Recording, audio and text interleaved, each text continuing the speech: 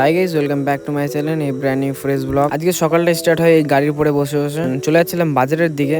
বাজারে আজকে প্রচুর পরিমাণে ভিড় ছিল, তো হওয়ার ছিলই গাইস, কারণ আজকে ছিল দীপাবলি সবাই বাজার করতেছিল।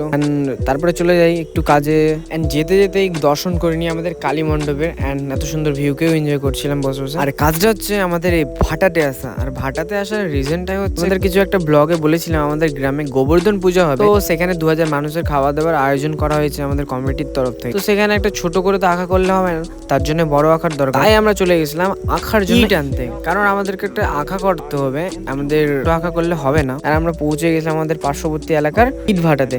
আর আমরা আতকাচরা ইট গুলো নিয়ে নিই এই আমাদের টোটো গাড়ি, আমি আর একটা আমার ভাই ইট গুলোকে পুরো গাড়ির মধ্যে লোড করি। অলমোস্ট সব লোড করার পরে আমরা চলে যাই একটু আমাদের পাশের একটা মার্কেটে, সেখান থেকে কিছু বাজি নেওয়ার জন্য আর লাইটিং নেওয়ার জন্য। এন্ড বাজি আর ভটকা নেওয়ার পরে আমি দুটো জাস্ট ফানুস নিয়েছিলাম, আর বাকি সব এরাই।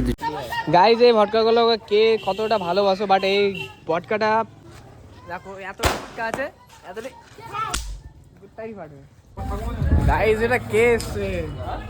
কলকাতা গিয়ে আর আমি কি করবো? লং টাইম বন্ধু।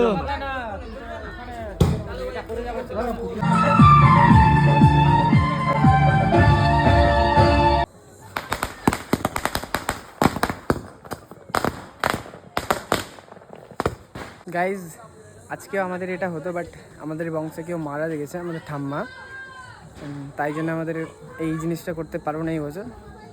আগের বছর ব্লগটা এই আসবে, এরকম ব্লগ দেখতে হবে আমাদের। এই গাইজ, উড়িয়ে দিলাম আকাশে। ঠিক আছে, অনেক দিওয়ালি। অ্যান্ড মা করে দিয়েছে ফুলকো ফুলকো লুচি আর ছোলার ডাল, এদিকে বাবাও নিয়ে নিয়েছে। অ্যান্ড খাই এখন। সবারই এই দীপাবলি খুব ভালোভাবে কাটুক। Thanks to all. যদি ভিডিওটা ভালো লেগে থাকে লাইক কমেন্ট ফলো করে দিও। অ্যান্ড আমার চ্যানেলে যদি নতুন কেউ থাকো তাদেরকে বলবো ফলো করতে। অ্যান্ড আমার একটা লাস্ট কথা, thank you so much for watching, by.